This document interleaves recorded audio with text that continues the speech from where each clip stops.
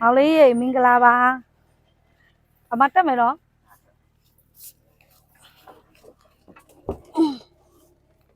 ဒီမှာမောင်လေးကိုအမတို့ဟိုတစ်ခေါက်က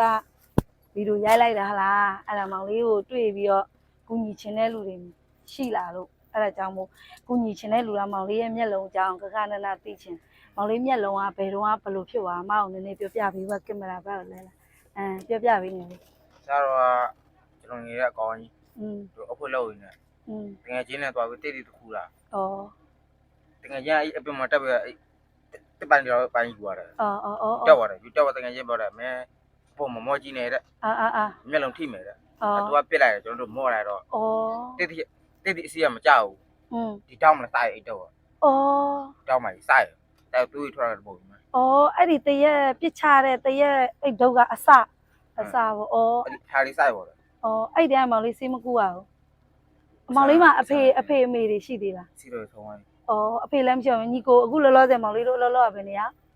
တယောက်ညီမလေးကတယောက်ဟိုအမစီမှာအခုရှိရတယ်3ယောက်ပဲမောင်လေးကအဲ့3ယောက်တော့မောင်လေးကအကြီးဆုံးအခုမောင်လေးဆရာဝန်နဲ့ပြဘူးတယ်ဆိုမျက်စိကဘာလို့ပြောလဲဆရာဝန်ကမျက်စိကရေမလုံးရတဲ့ဟိုရေတိမ်ကြီးတဲ့ရေတိမ်အထဲမှာဖြစ်သွားတာပေါ့နှလုံးလုံးလားတစ်လုံးလားဘယ်ဘက်လဲမောင်လေးတစ်လုံးဒီဘက်ဟိုဘက်ကမြင်ရလားမြင်ရတယ်ဒီဘက်ကမမြင်ရဘူးပေါ့တကယ်မို့အလူရှင်တွေရှိတယ်မောင်လေးရဲ့မျက်လုံးကိုဆက်ဆရရပေါ့နော်အစားအနေဆုံးဒီကုညီပေးမဲ့လူရှိတယ်ဆိုရင်မောင်လေးကုချင်လားကုချင်ပါအဲ့ဆိုရင်ရောမောင်လေးရင်ထဲမှာဘယ်လိုဖြစ်ရမလဲအဲ့လိုမျိုးမောင်လေးကိုကုညီပေးမဲ့လူရှိတယ်ဆိုမောင်လေးဘယ်လိုခံစားရမလဲပျော်တော့ပျော်တာပေါ့အဲ့ဒါဆိုရင်အမပြောပြပေးမယ်နော်မောင်လေးရဲ့ဒီမျက်လုံးကိုမောင်လေးရဲ့ဗီဒီယိုကြည့်ပြီးတော့ကူညီချင်တာပေါ့နော်မောင်လေးကိုသူတို့ကကူညီပေးချင်တယ်အဲ့ဒါကတော့ရန်ကုန်ကဦးကျော်လွင်ဒေါ်ခင်သေးမိသားစုကမောင်လေးမျက်စိစပြတယ်မျက်စိသွားအခုမျက်စိသွားပြမယ်ဆိုရင်3ဘိန်းနဲ့မောင်တို့သွားမယ်သွားစိတ်လာစိတ်စားစိတ်ပြီးရင်ဆရာဝန်စမ်းသပ်ခ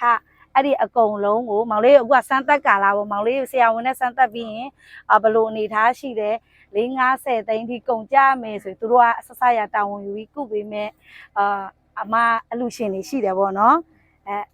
အဲ့ဒါဆိုရင်ရောမောင်လေးပျော်ပြီလားပျော်တော့ပျော်တော့ဗောဒါဆိုရင်ကုချင်တယ်ဗောဟုတ်ပြီအဲ့ဆိုရင်အဲ့ဒီအမကမောင်လေးကိုဗောနော်ဒီမင်းသားဥဆောင်ပြီးတော့မောင်လေးကိုကုပေးမယ်နော်အဲ့ဆိုရင်မောင်လေးမျက်စိရောဒါဆိုရင်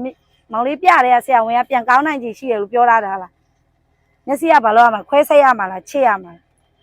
ဒီဆရာဝန်ပြောတော့လွှာရမယ်တဲ့လွှာရမယ်ဆိုမောင်လေးမျက်မှန်လေးပါတက်ရမယ်အညော်တွေပါနေနည်းနည်းသတိထားပေါ့နော်အခါကျရင်အလုံးလုံးနော်အဲဆိုရင်လောက်ပေးမဲ့လူရှိရင်ပျော်တယ်ပေါ့အခုဒါဆိုရင်မောင်လေးကိုလောက်ပေးမဲ့လူရှိပြီအဲ့ဒီအမကြီးတွေရော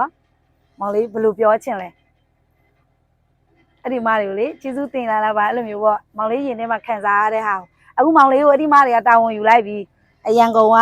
ဦးကျော်လွင်ဒေါ်ခင်သေးမိသားစုကမောင်လေးရဲ့မျက်စိကုသဖို့ပေါ့နော်အဲ့ဒီမှာအဲ့လောက်4-50သိန်းလောက်ကုန်ကြမယ်ဆိုရင်သူတို့မိသားစုကလှူပေးမယ်အဲ့ဒါကိုမောင်လေးကသူတို့ဆူတောင်း